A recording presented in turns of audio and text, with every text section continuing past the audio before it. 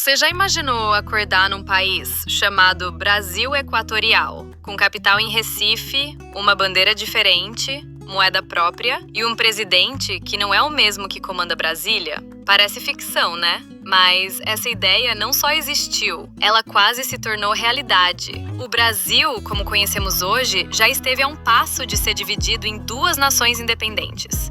E o mais assustador, tudo isso aconteceu silenciosamente, sem que a maioria dos brasileiros sequer soubesse. Essa parte da nossa história foi engavetada, esquecida ou simplesmente ignorada nos livros didáticos. Mas ela existiu e revela muito sobre as desigualdades, tensões e disputas que ainda marcam o nosso país. Antes de continuar, já deixa o seu like aqui no vídeo porque isso mostra pro YouTube que o conteúdo vale a pena e ajuda o canal a crescer. E claro, se você gosta de descobrir histórias ocultas sobre o Brasil, se inscreve agora mesmo e ativa o sininho. Aqui você vai conhecer o que nunca te contaram nas aulas de história. Vai por mim, essa história de hoje vai te deixar em choque. Tudo começa em 1824, apenas 2 anos após o Brasil declarar independência de Portugal. O país ainda era um território jovem, mal costurado, formado por províncias que nem sempre concordavam entre si e cujos interesses divergiam radicalmente. No Nordeste, especialmente em Pernambuco, a sensação era de traição.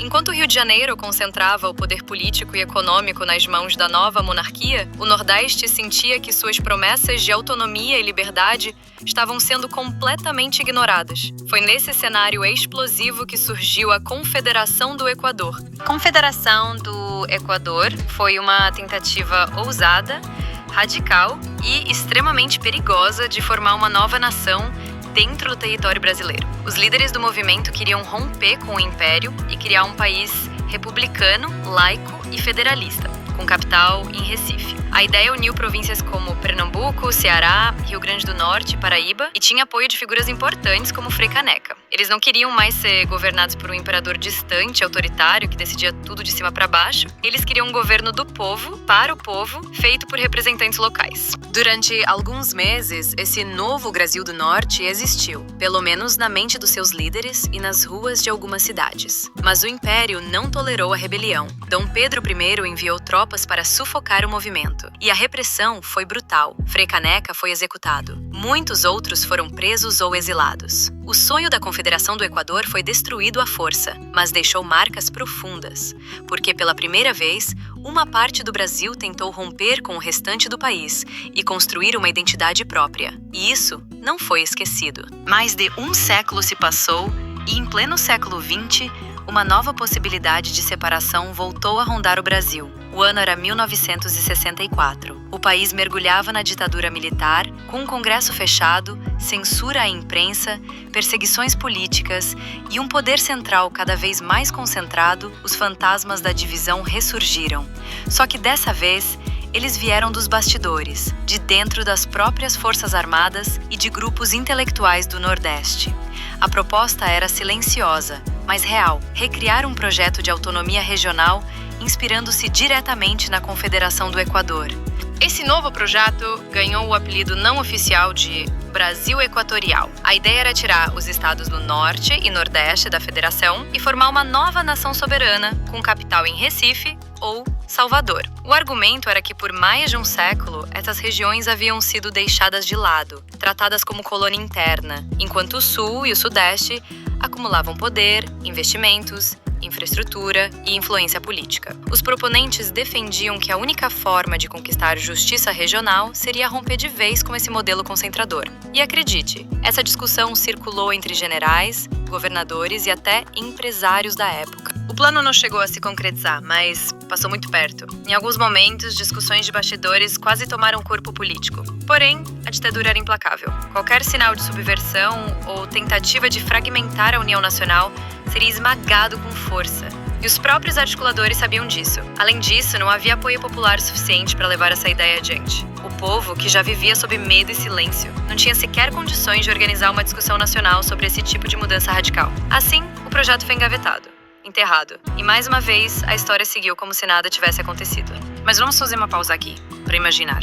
E se essa separação tivesse acontecido? Como seria hoje o Brasil? Um país dividido em dois, com duas bandeiras, dois presidentes, dois exércitos e até duas Copas do Mundo. De um lado, o Brasil Central-Sul, com capital em Brasília, detentor das grandes indústrias, centros financeiros, polos tecnológicos e agronegócio. De outro, o Brasil Equatorial, com capital em Recife, mais próximo da África, com riquezas naturais subestimadas, como petróleo, gás, minérios e energia solar, além de uma cultura afro-indígena forte, vibrante e historicamente marginalizada. As consequências poderiam ser imprevisíveis. Talvez houvesse disputas territoriais, tensões diplomáticas e até confrontos armados no início. Talvez não. Talvez, com o tempo, essas duas nações encontrassem seu próprio caminho, com suas identidades culturais e estruturas políticas únicas. Talvez uma prosperasse mais do que a outra. Ou talvez ambas sofressem por estarem separadas. Não dá pra saber. Mas o que dá pra afirmar com certeza é que esse Brasil dividido chegou muito perto de existir. E isso diz muito sobre quem somos. O que impressiona é que, mesmo após 2 séculos de história unificada, a desigualdade regional ainda é uma realidade gritante. O Nordeste ainda é visto com preconceito por parte da população do Sul e Sudeste. Os investimentos ainda são desproporcionais. A infraestrutura ainda é precária em muitos estados. A elite econômica e política continua concentrada nas mesmas regiões desde o período imperial. Essa permanência de desigualdade é o que alimenta até hoje a insatisfação e os debates, mesmo que simbólicos, sobre separação ou autonomia regional.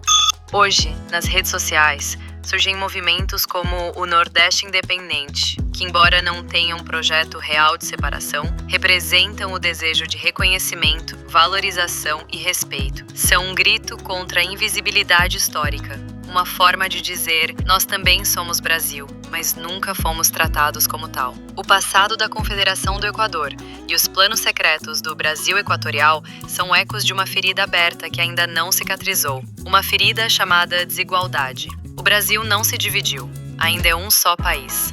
Mas a pergunta que fica no ar é: por quanto tempo essa unidade vai se sustentar se as diferenças continuarem sendo ignoradas? A história nos mostra que a separação não é só uma possibilidade do passado. Ela é uma advertência constante de que um país gigantesco como o nosso precisa, mais do que nunca, de equilíbrio, justiça e inclusão. Do contrário, as rachaduras podem voltar a se abrir. Se essa história te impactou, compartilhe esse vídeo com mais pessoas. Muita gente não faz ideia de que o Brasil já esteve a um passo de se partir ao meio. Deixa o seu like, se inscreve aqui no canal e ativa o sininho. Assim você apoia nosso trabalho e garante que outras histórias ocultas como essa cheguem até você. Porque o Brasil real é muito mais profundo, complexo e surpreendente do que a gente aprende na escola.